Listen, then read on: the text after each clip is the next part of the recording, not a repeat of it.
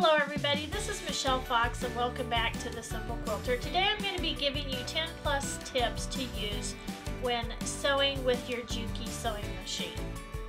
Now please remember, all of the t-shirts that I wear can be found at the Etsy website listed below. And don't forget to use the coupon code for 15% off all sewing and quilting apparel. Now, if you sew using a Juki sewing machine, please share in the comments what your favorite tips are. You may have something that I can learn from, or others who watch my YouTube channel. So please don't forget to do that in the comments below. Okay, one of the best tips I feel like I can give anybody when sewing with their Juki sewing machine, or really any other sewing machine, is to read your instruction manual. It really helps you take better care of your machine and use your machine to its maximum potential if you read the manual. For example, I read this entire manual before I ever started sewing, and then I read it again. Did I absorb everything? No, but one important thing that it told me to do before I sewed was to oil it. It was a brand new machine, and I was supposed to put 7 drops of oil in each of the places indicated.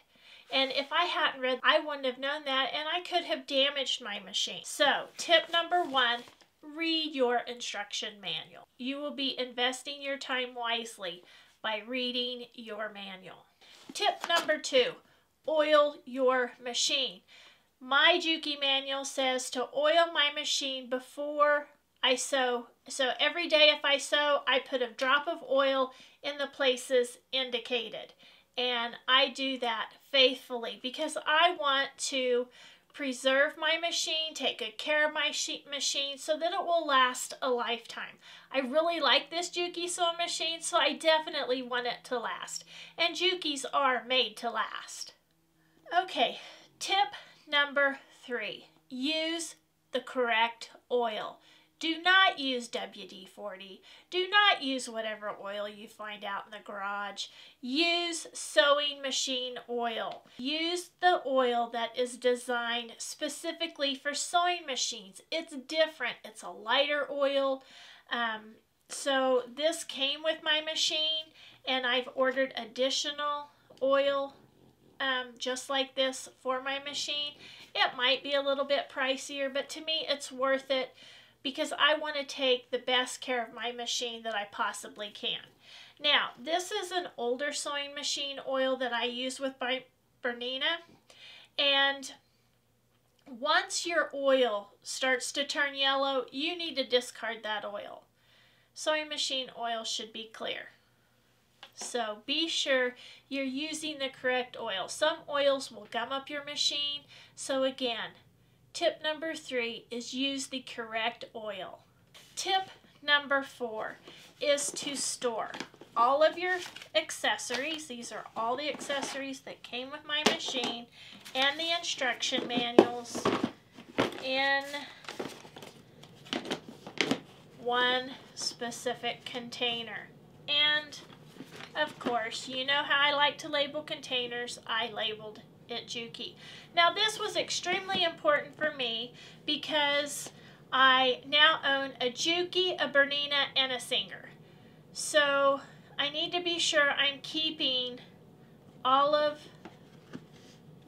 the parts for each machine separately so I don't get them confused, and so that I'm not wasting time trying to sort out which foot goes with which machine.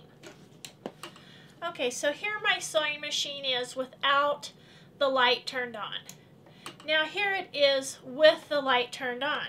And as you can see, it does not illuminate this area well at all. So I put a strip light, an LED strip light for sewing machines up underneath there.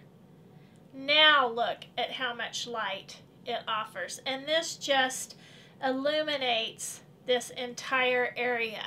So tip number 5 is add an additional strip light to help illuminate your entire sewing area.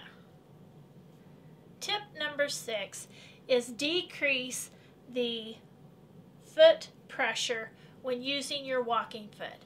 I use my walking foot a lot because I use them to sew on bindings, I use them to do straight line quilting, I use the walking foot to make ragtime quilts, so I use my walking foot a lot. And I just recently was using this walking foot for the first time and things just weren't going well. Well, I took a look in the manual and right here, you're supposed to decrease this pressure when using your walking foot. So be sure to do that when using your walking foot. Guide, you want to raise it fully, and you're going to turn until the positioning latch is engaged. You should feel a little click there.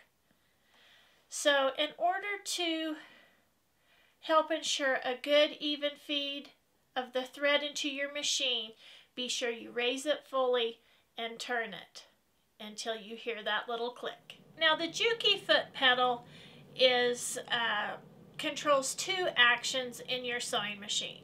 If you press down forward, it makes your machine go. If you rock backwards, it cuts the thread on the machines that have an automatic thread cutter.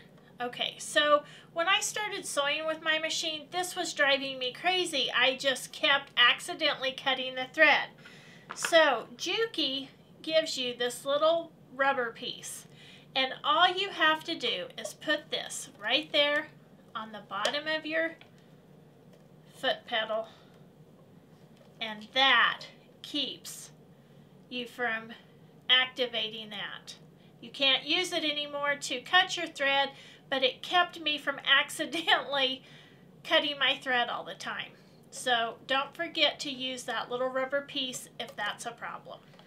Now, tip number 9 is to be sure you hear a click when you put your bobbin in.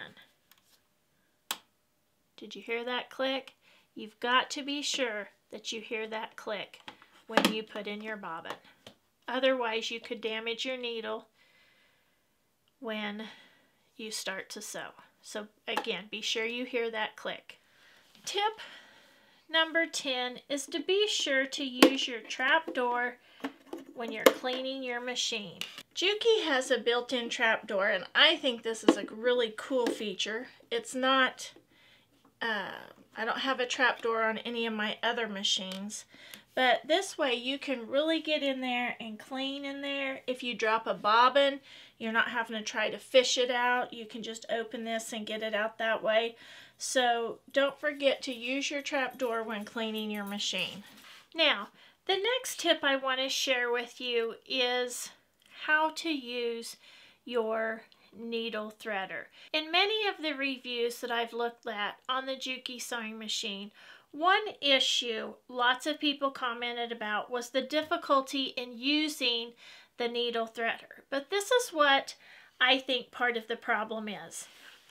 When you use your needle threader, I'm not sure people understand what they're actually trying to do with the thread and where they're trying to put it. But you really need to look.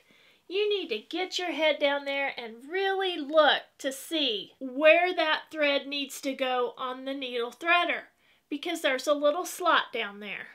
Now once you've seen the little hook that this thread needs to go through, all you have to do is push that lever down, put the thread in the hook, pull it over here to the side, and let go. And you've got your machine threaded.